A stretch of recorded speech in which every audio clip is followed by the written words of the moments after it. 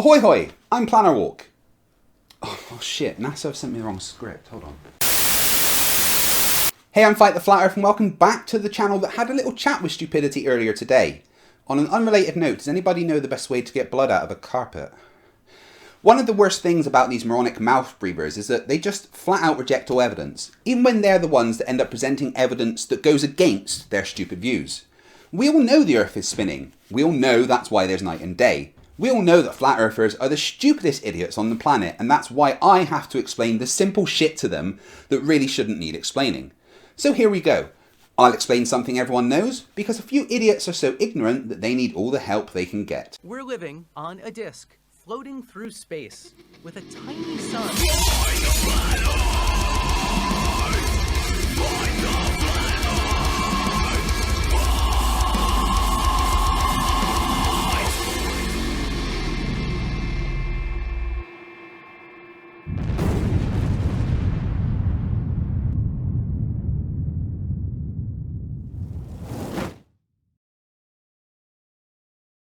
First up, before we get started, I recently had a hangout about this very topic on the channel of the incredibly funny and smart GeoStriver. It's a few hours long, but you get to hear Geo, me and Team Skeptic wreck Jism's newest video. If I remember, there should be a link or something up there and I'll put one in the description. But for now, let's see what Dave from deep inside the rabbit hole has to say. Well, we're off to a bad start as he instantly makes a fool of himself by putting a factually incorrect statement on the screen and showing Earth as a tennis ball spinning about 200 RPM. This is going to be rough, isn't it?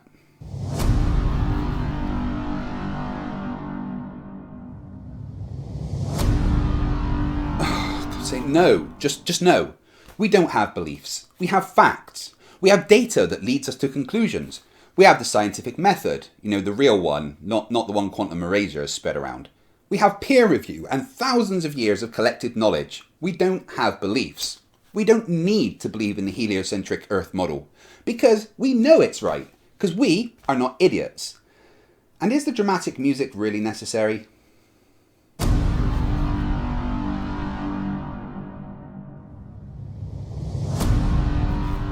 Okay, two things. One, 1,000 miles per hour, technically, but compared to what? The vacuum of space, where there is no friction? And the other thing is that the speed of sound is relative. 761 miles per hour is the speed of sound in our atmosphere, but the speed of sound in water that's about 20 degrees Celsius, 3,351 miles an hour. So you can put these numbers on screen and act all incredulous, but without actually giving reference frames to these things. They mean nothing.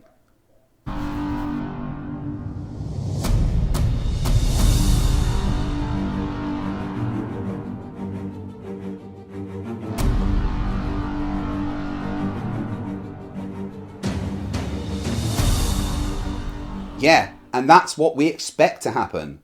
The water is like that because it's spinning with us, and there's an accelerating downward force of 9.8 meters per second squared on each and every water molecule in that lake, because gravity is a thing. And again, that tennis ball is spinning way faster than our 0.000694 RPM of the planet.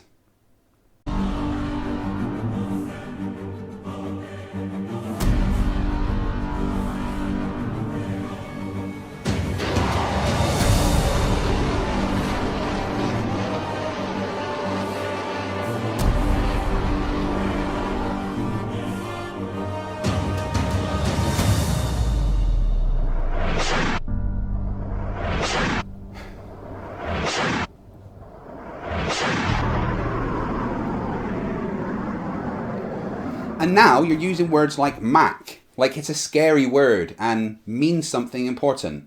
No, it's just the measure of speed of sound in a particular medium. So 1,717 miles an hour is Mach 1 in our atmosphere, or 3,351 miles an hour is Mach 1 in water. Do sciencey sounding words intimidate you?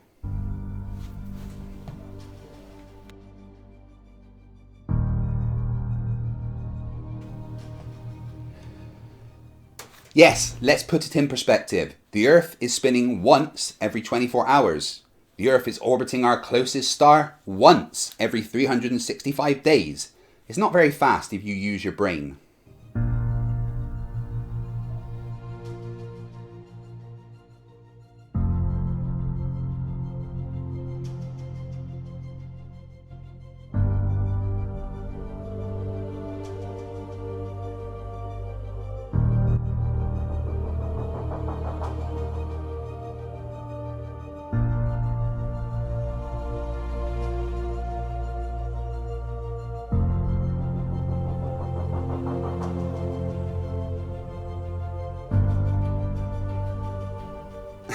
Yes, those things were fast in comparison to our atmosphere. And back in reality, we're all laughing at how simple-minded you are.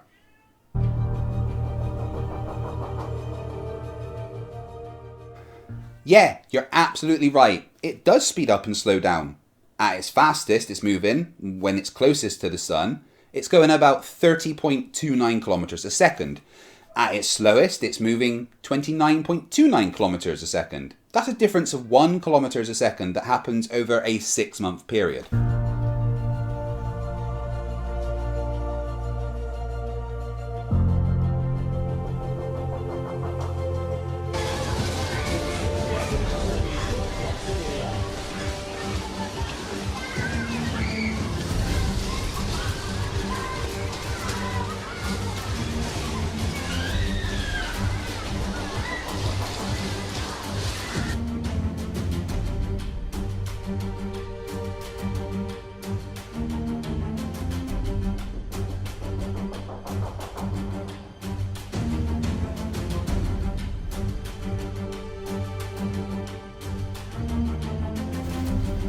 Yes, we do have that, but you describing the Earth as moving at Mach 88 isn't right at all, as it's not possible to be doing Mach 88 in our atmosphere with the thing that's holding the atmosphere on.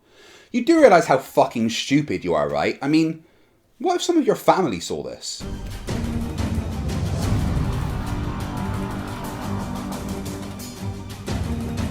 No, just stop it. You're not using Mach right. That word doesn't mean what you think it means.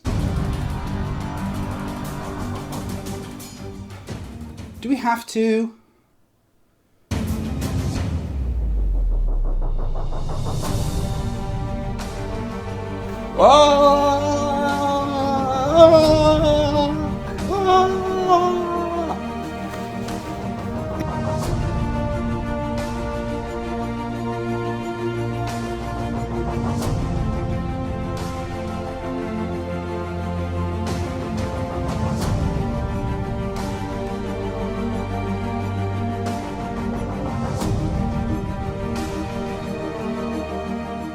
Well, that's just not true, is it? The stars do change, just not really in the span of a human life. And no, that's not convenient, it's just a fact.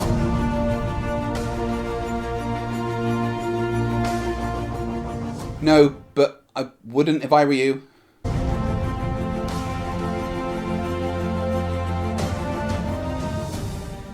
I tried to warn you, now everyone's laughing at you.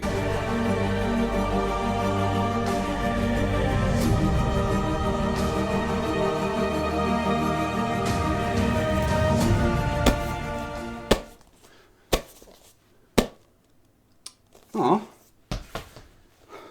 there's a blue carpet here because I'm in my front room. Yeah?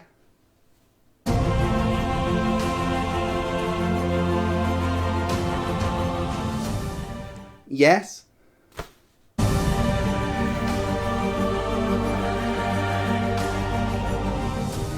Yes?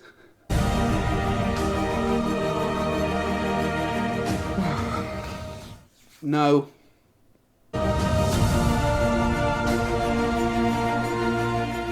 No, Dave.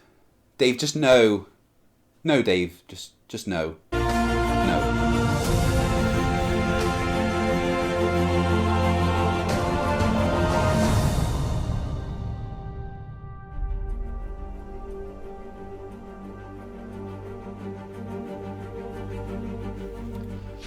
So that's the model you're going with, is it, Dave? The one where light just arbitrarily stops at like halfway across and where the sun and moon are always 180 degrees from each other?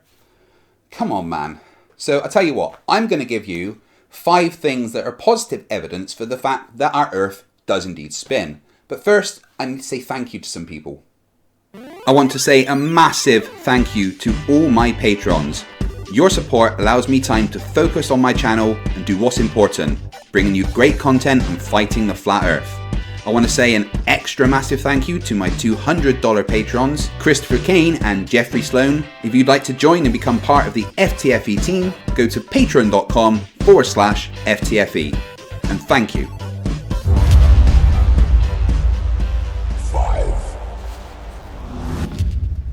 The stars are a big problem for flat Earth. In the Northern Hemisphere each night, we see the stars rotate anti-clockwise around a single point in the sky, the North Star Polaris, showing that the axis of rotation of our planet is in alignment with that star. But that's not the biggest problem for the flat Earth. The biggest problem is that as we cross the equator and head into the Southern Hemisphere, we find out that Polaris has disappeared beyond the horizon. And now we have a new centre of rotation, a second circumpolar star, where the stars appear to rotate clockwise around it. The only explanation possible is that we live on a sphere that is spinning. You know, or magic.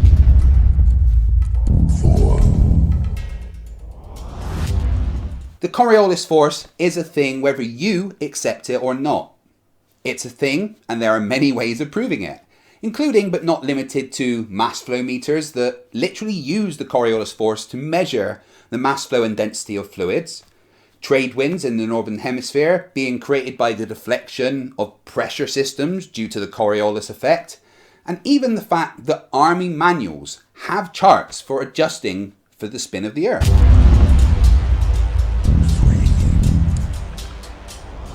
The Etvs effect. In the early 1900s, a German team from the Institute of Geodesy in Potsdam carried out gravity measurements on moving ships in the Atlantic, Indian and Pacific Oceans.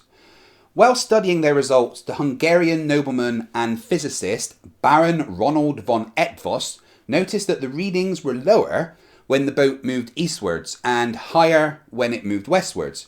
He identified this as primarily a consequence of the rotation of the Earth. In 1908, new measurements were made in the Black Sea on two ships, one moving eastward and one moving westward, and the results substantiated Etvs' claim.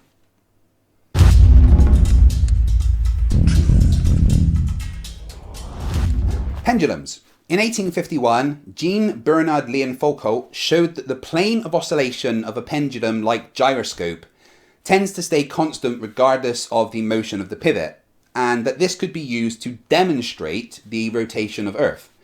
He suspended a pendulum free to swing in 2 dimensions from the dome of the Pantheon in Paris. The length of the cord was 67 meters. Once the pendulum was set in motion, the plane of the swing was observed to process or rotate 360 degrees clockwise in about 32 hours. This was the first demonstration of the Earth's rotation that didn't depend on celestial observations.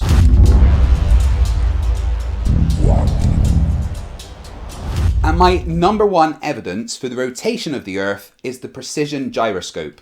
But I thought it best we let Bob Nadell explain this one. Recently, we carried out an experiment to test the rotation to the Earth. If the Earth is spinning at one rotation every 24 hours, that means that every hour it has to turn 15 degrees. And if the gyroscope is mounted anywhere on Earth, it's going to drift. In today's 21st century navigation systems, they're using what's called a ring laser gyroscope. It is extremely precise. If we could simply get one of these ring laser gyroscopes, we would be able to prove once and for all that there is no rotation to the Earth. One of the people in the community actually purchased one for $20,000.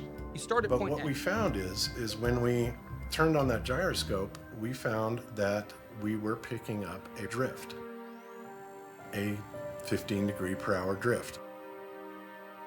Now, obviously we were taken aback by that. Wow, that's kind of a problem, right? And that's all we got time for today. If you've enjoyed this, give it a thumbs up. If you're new here, make sure you subscribe and you get the notification bell on so you never miss anything from FTFE. Come back in a couple of days for episode 12 of Flerfs are Idiots, and make sure to catch me on the Non Sequitur show this weekend. Thanks for watching, and remember, stupidity is not a right. Fight the flat Earth. Fight the flat. Fight the flat. Fight the flat. Fight the flat. Fight the flat. Fight the flat. Fight the flat. Fight the flat. Fight the flat. Fight the flat. Fight the flat. Fight the flat. Fight the flat.